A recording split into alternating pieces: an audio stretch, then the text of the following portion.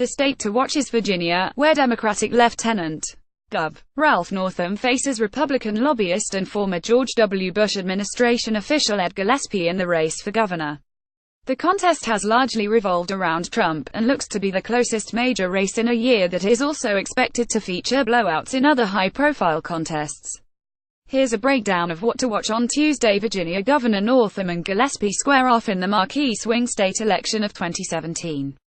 Outgoing Democratic Gov. Terry McAuliffe has earned high marks on Virginia's economy, but the race to replace him has instead focused on Trump and cultural issues.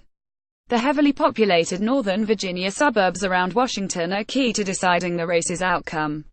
New Jersey Governor outgoing Republican Gov. Chris Christie and his record low approval ratings hover mightily over the contest to replace him. His Republican Lieutenant Governor, Kim Wadenia, has tried to distance herself from Christie. But former Goldman Sachs executive and U.S. Ambassador to Germany Phil Murphy, the Democratic nominee, has led consistently in the polls and spent tens of millions of his own dollars on the race. A Murphy loss would be a stunning upset. New York City Mayor Democratic Mayor Bill de Blasio campaigned in the final days with Vermont Sen. Bernie Sanders, a sign he sees himself as a liberal champion. He faces Republican Nicole Malliotakis and two third-party candidates who lost the Democratic primary. De Blasio is expected to cruise to re-election. Utah's 3rd Congressional District former Republican Rep. Jason Chaffetz retired mid-term, giving up the gavel of the House's Oversight Committee and opening up this seat in reliably Republican Utah. Provo Mayor John Curtis, the Republican, is well positioned to hold on to the district, which President Donald Trump won by 18 points in 2016, against Democratic candidate Kathy Allen, a doctor. Virginia Lieutenant Governor Democrat Justin Fairfax, a former federal prosecutor, faces off against Republican State Sen. Jill Holtzman-Vogel in a race that somewhat unusually is decided separately from the top of the ticket. Most states elect governors and lieutenant governors together as part of the same ticket. Still, in Virginia, this race is likely to match whichever party wins the governor's race. Virginia Attorney General Democratic incumbent Mark Herring is best known for refusing to defend Virginia's same-sex marriage ban against a lawsuit that sought to overturn it. Republican John Adams, the challenger, has accused Herring of promoting progressive causes rather than doing his job. In Virginia, voting ends at 7 p.m. ET on Tuesday. In New Jersey, it's 8 p.m. In New York, polls close at 9 p.m. And in Utah, polls close at 8 p.m. MT, which is 10 p.m. ET. 1. Can Trump's tactics sell without Trump? Long known as an advocate of a bigger Republican tent and more inclusive immigration policies, Gillespie has taken a hard Trumpian turn in the Virginia governor's race. His TV ads have included scary images of MS-13 gangs while displaying the words kill, rape, control, and Gillespie pledging to keep Confederate monuments up.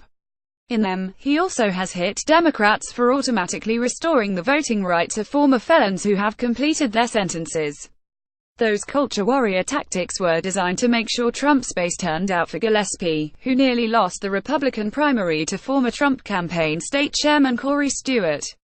But they alienated a lot of Gillespie's old friends. Gillespie spokesman David Abrams disputed those critiques, saying, Ed is surging in the polls because Republicans are united behind his campaign, and because he is running on substantive policies broadly popular with the people of Virginia.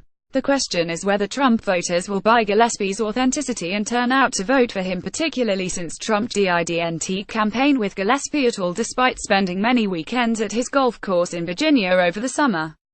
2. Will minority voters turn out for Northam? Former President Barack Obama laid this concern out succinctly when he campaigned for Northam in Richmond last month. Off-year elections, midterm elections, Democrats sometimes, you'll get a little sleepy. You get a little complacent, Obama said. And so as a consequence, folks wake up and they're surprised. How come we can't get things through Congress? How come we can get things through the State House? Obama said. Because he slept through the election. Northam's campaign has been laser-focused on turning out black voters, in particular. Those voters make up about 20% of Virginia's electorate and tend to vote strongly Democratic. But in the race's final days, Northam changed his position on sanctuary cities to say he opposes them and only voted against a state bill to ban them, a move that inspired Gillespie's MS-13 ads because no such cities exist in Virginia. The change in position has risked alienating Latino and immigrant voters, and might have sown doubts about Northam into some progressives' minds. Meanwhile, a pro-Northam ad aired briefly by the Latino Victory Fund stirred controversy that could energize pro-Trump Republican voters. The ad depicted 4 minority children being chased through neighborhood streets by a white man driving a pickup truck with a Confederate flag and a Gillespie bumper sticker. The ad, which Gillespie blasted as depicting his supporters as racists, stirred up conservative outrage online. Point 3. Will progressive groups' ground troops pay off?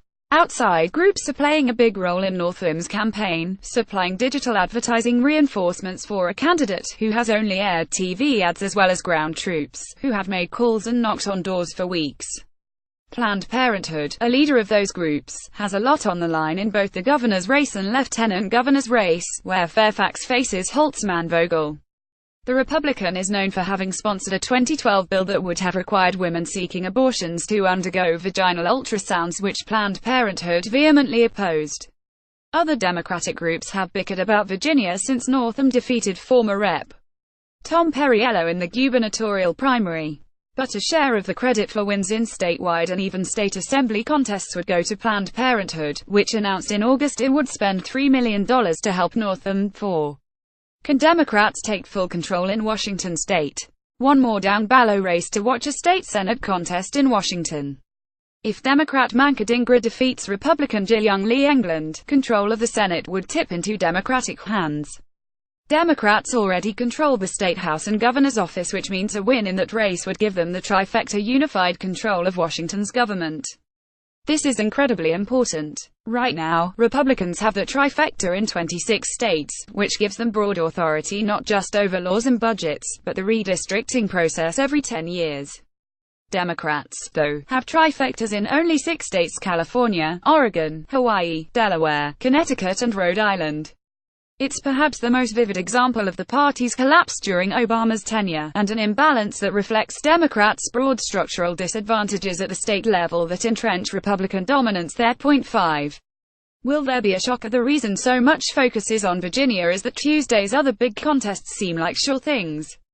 De Blasio in New York City, Murphy in New Jersey and Curtis in Utah have all appeared to be on course to cruise to victory for months. But close elections have a way of sneaking up on people. If any of those 3 contests suddenly tighten up, it would set off alarm bells across the Democratic Party. In de Blasio or Murphy's cases are the got if it's Curtis, prompting the election night narrative to change suddenly and dramatically.